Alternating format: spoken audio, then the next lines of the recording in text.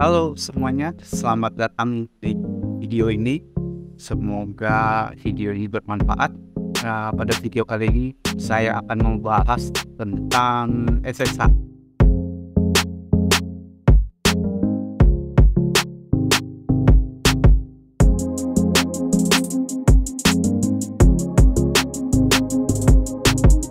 SSH sendiri adalah sebuah protokol jaringan yang digunakan mengamankan komunikasi antara dua perangkat yang terhubung melalui jaringan yang tidak aman seperti internet. Protokol ini masih menggunakan enkripsi kriptografi untuk melindungi informasi yang dikirim antara dua perangkat dari pihak yang tidak sadar. SSH biasanya digunakan untuk mengakses jarak jauh ke komputer atau server yang terletak di lokasi yang berbeda. Dengan menggunakan SSH, pengguna dapat mengirimkan perintah ke komputer atau server dari jarak jauh, serta mengirimkan dan menerima file. SSH awalnya dikembangkan sebagai pengganti protokol telnet yang tidak aman.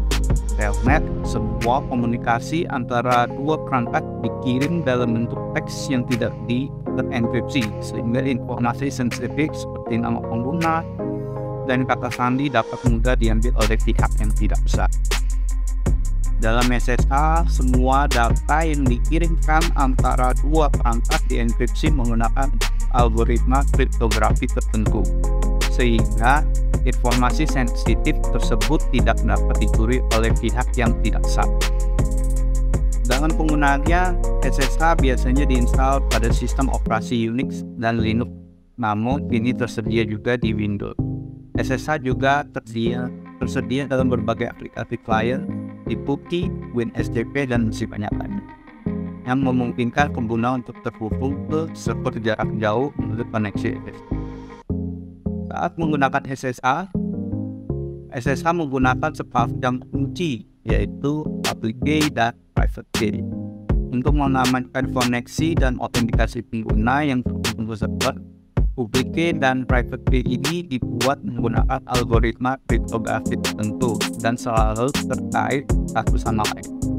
Public key dapat dibagikan ke banyak orang tanpa mengorbankan keamanan koneksi.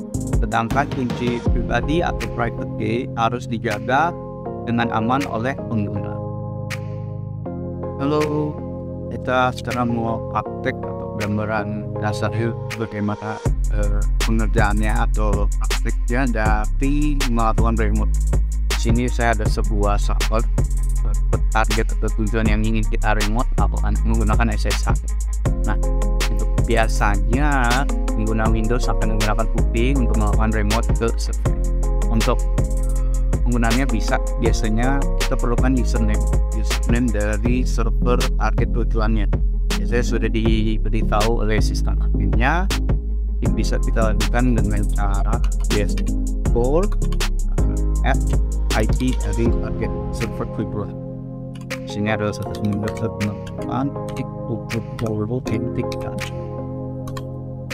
Nah, di sini biasanya akan muncul alert ya. Nah, karena dia bersifat ada encryption key. Nah, di sini terlihat bahwa si server menggunakan encryption dari ED sekian.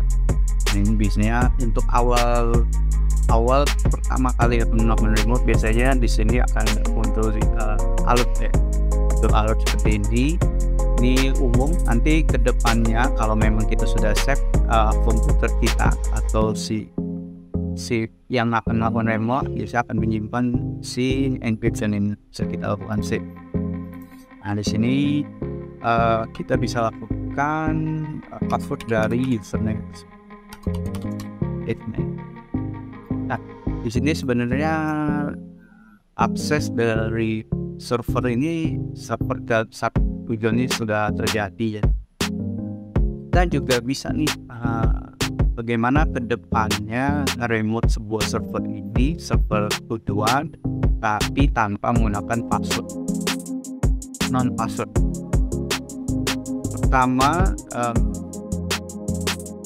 keduanya ya sudah ada public key, private key. Jadi kita bisa nanti generate si Windows ini untuk menciptakan public key dan private key untuk kunci dari public key-nya nanti akan disimpan ke server target.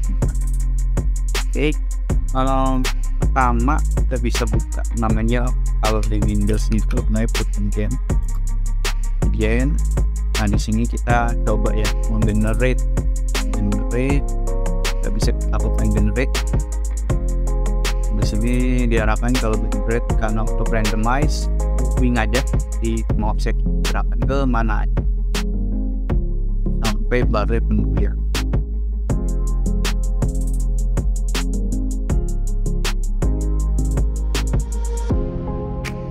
Oke. Nah di sini ada pernyataan nih, public key-nya dari yang tadi kita sudah generate, dia akan muncul bahwa public key-nya ini.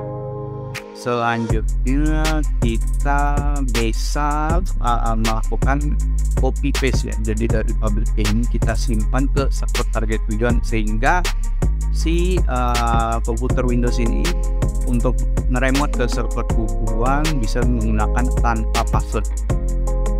Ya, dengan cara public key ini harus disimpan ke server tujuan. Default dari penyimpanannya itu biasanya ada di authorized folder.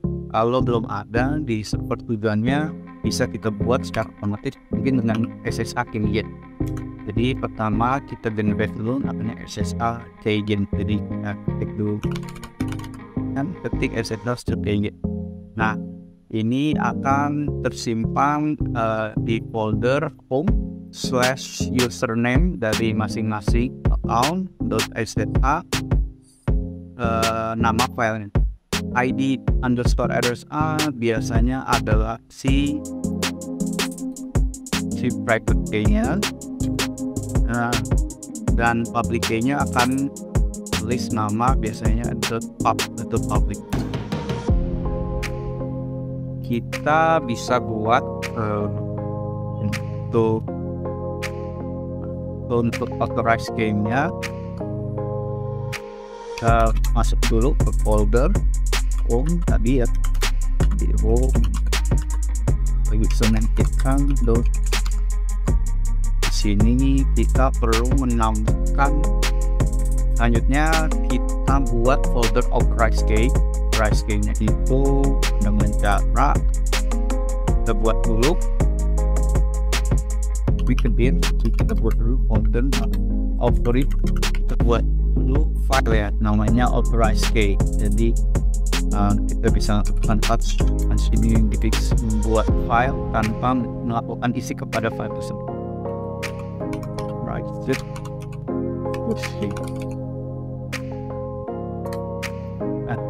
untuk authorized key ini sebenarnya bersifat harus bersifat user, jadi user only ya. Jadi dalam grup pun atau dalam eksekusian lainnya permissionnya itu harus defaultin biasanya 600. Jadi dengan cara enable authorized key. Ini ada chmod itu jadi pernyataan bahwa kalau kita lihat list dari file tersebut, nah chmod ini pernyataan bahwa user kita sendiri yang hanya boleh melakukan request, sedangkan orang lain nggak pun. Nah ini secara default ya, jadi kalau memang kita sudah melakukan touch dipastikan harus melakukan chmod ini, chmod 600. Selanjutnya kita lakukan pengisiannya dengan cara nano benar. Nah di sini public key dari key generator. Jadi yang key generator ini si Windows kita ya, jadi si Windows yang akan meremote ke server target. Terus ini kita bisa copy paste. Oke, sudah ada kemampuan exit, block X, shift, hit Y, dan enter. Nah kita bisa lakukan cat itu untuk melihat isi dan jalan filenya. Nah di sini ada ya kurang lebih sesuai bahwa SSH dan updateannya 06 sesuai di aplikasi ini. Nah untuk di bagian Windowsnya kita bisa save nih private key-nya.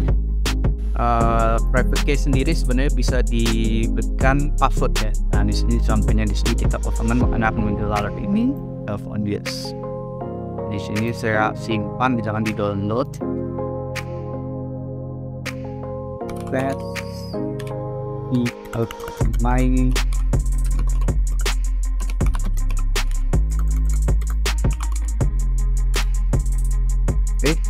setelah private key sudah disimpan, kita bisa lakukan exit. Jadi di sini kita coba lakukan SSH ulang, tapi tanpa melakukan spesifisitas tools ya.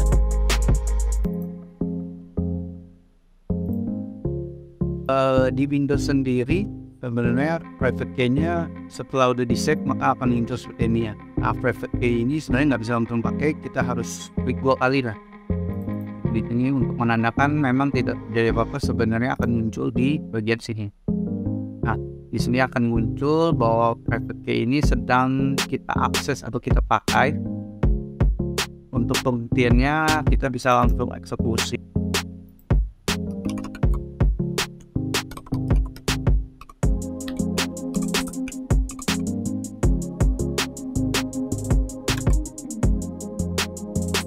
Di sini sudah ya, kita login tanpa menggunakan password.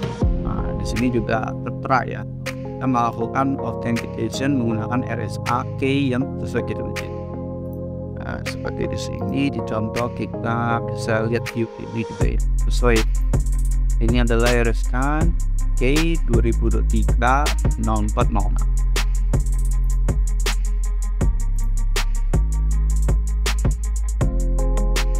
Ada juga masukan ya, kita bisa lakukan untuk kedepannya kalau kita melakukan reboot si Windows mesin ini, kita bisa ada cara kita masukkan startup, jadi supaya saat si mesin Windows ini nyala si aplikasi ini akan jalan.